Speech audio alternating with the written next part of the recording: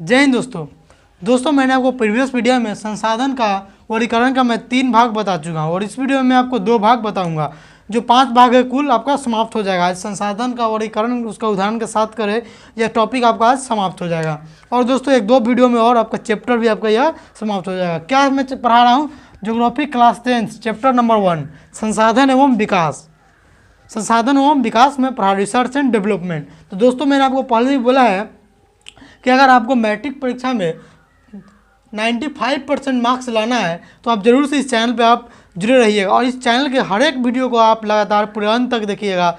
शुरू से लेकर अंत तक देखिएगा और स्किप कर दीजिएगा तो दोस्तों आपका घबरा सकता है। इसलिए आप शुरू से लेकर अंत तक देखिएगा तो आपको ज़रूर से मैं वादा करता हूं कि 95% मार्क्स आपको मैट्रिक परीक्षा में आएंगे, मैं आपको दिलाऊंगा। और दोस्तों मैं आपके लिए बहुत सारा और भी प्लानिंग लाने वाला हूँ जिसमें मैं आपको बहुत सारे चीज़ कराऊंगा। लाइव क्लासेस से लेके मैं बहुत सी डाउट के लिए आपका कराऊंगा, आपको मैं सेट दूंगा बनाने के लिए, बहुत सी चीज़ आगे आएगी। दोस्तों ऑडियंस अभी नहीं है मेरे चैनल पर, जिसके कारण से मैं आपको छोटे छोटे पार्ट में आपको मैं वीडियो बना के बता रहा हूँ। लेकिन जैसे ही दोस्तों स्टूडेंट लोग जुड़ जाते हैं मैं आपको एक एक वीडियो में आपको एक एक चैप्टर में आपको रिमूव कर दूँगा, ख़त्म कर दूँगा, हटा दूँगा, डिलीट कर दूँगा, एकदम डिलीट, हटा दो, मिटा दो, उसको बेलगा देंगे एकदम।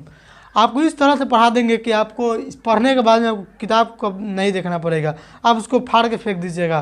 केवल आपका यही जो है आपको 5 नंबर संसाधन जो भी टॉपिक पढ़ाएंगे वो टॉपिक में आपको रंग ला देगा। दोस्तों चलिए हम लोग समझ लेते हैं कि संसाधन का वर्गीकरण का जो चौथा प्रकार है उसको हम लोग देख लेते हैं। चौथा प्रकार क्या है? अब यहाँ पर देख पा रहे होंगे, स्वामित्व के आधार पर। स्वामित्व के आधार पर संसाधन को फिर से 4 भागों में बांटा गया है। कितने भागों में? 4 भागों में। क्या क्या? निजी संसाधन, सामुदायिक संसाधन, राष्ट्रीय संसाधन और अंतर्राष्ट्रीय संसाधन। दोस्तों बहुत इंपॉर्टेंट टॉपिक है, आप इसको ध्यान से देखिए। आप सोच रहे होंगे निजी संसाधन क्या हुआ भाई?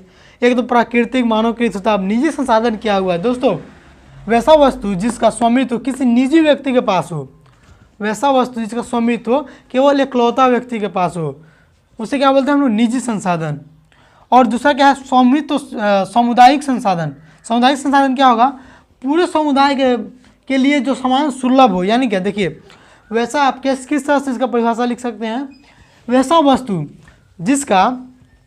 वस्तु जिसका स्वामित्व पूरे समुदाय के लिए, यानी क्या? गांव में रहने वाले पूरे लोगों के लिए, एक गांव के पूरे लोगों के लिए सुलभ हो, यानी पूरे लोग उसका उपयोग कर सकते हैं। जैसे दोस्तों सरकारी जो भी चीज़ें बनती है, सरकारी स्कूल हो गए, सरकारी जो शौचालय बनता है, उस सब क्या गांव के पूरे लोग उस पर आप वह यूज कर सकते हैं उसका, तो वो क्या हुआ? हमारा सामुदायिक संसाधन में आते हैं वो सब। जी दोस्तों वह सब क्या हुआ? सामुदायिक संसाधन।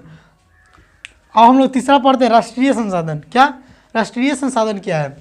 किसी राज्य या देश की सीमा के अंदर, क्या लिखा है हमने यहाँ पे देखिए, किसी राज्य या देश की सीमा के अंदर सभी प्रकार के संसाधनों पर उस राज्य या देश का स्वामित्व होता है। यानी सिंपल भाषा में बोले तो किसी राज्य, जो राज्य सरकार द्वारा जो दिया गया हमें सुख सुविधा दिया जाता है, उसका उपयोग हम सभी को ही कर पाते हैं। जैसे दोस्तों बाढ़ आ जाते हैं तो राज्य सरकार द्वारा पैसा आता है, उसमें क्या है? आपको हर कोई को मिलता है, जिसका भी घर दहा हो, जिसका भी खेत बर्बाद हुआ हो, फसल बर्बाद हुआ हो, उन सभी को मिलता है। उसको क्या बोलते हैं? राष्ट्रीय संसाधन हो गया वो। क्या? राष्ट्रीय संसाधन के अंतर्गत चला जाएगा। हालांकि मैंने उदाहरण कुछ हटके दे दिया है, लेकिन आप उसी तरह से समझ सकते हैं।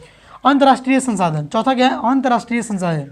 किसी देश के सागर तट पर, क्या लिखा हमने? किसी देश के सागर तट पर 9.2 किलोमीटर से 200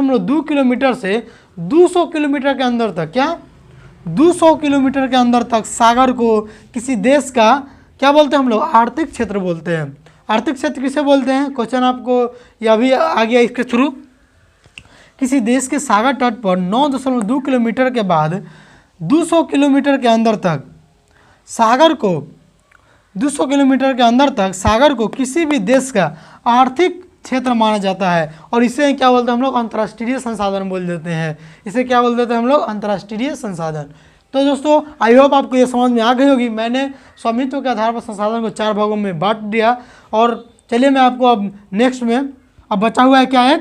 विकास के स्तर के आधार पर मैं संसाधन को आपको बांट के बता देता हूँ। आप इसको स्क्रीनशॉट ले लीजिए।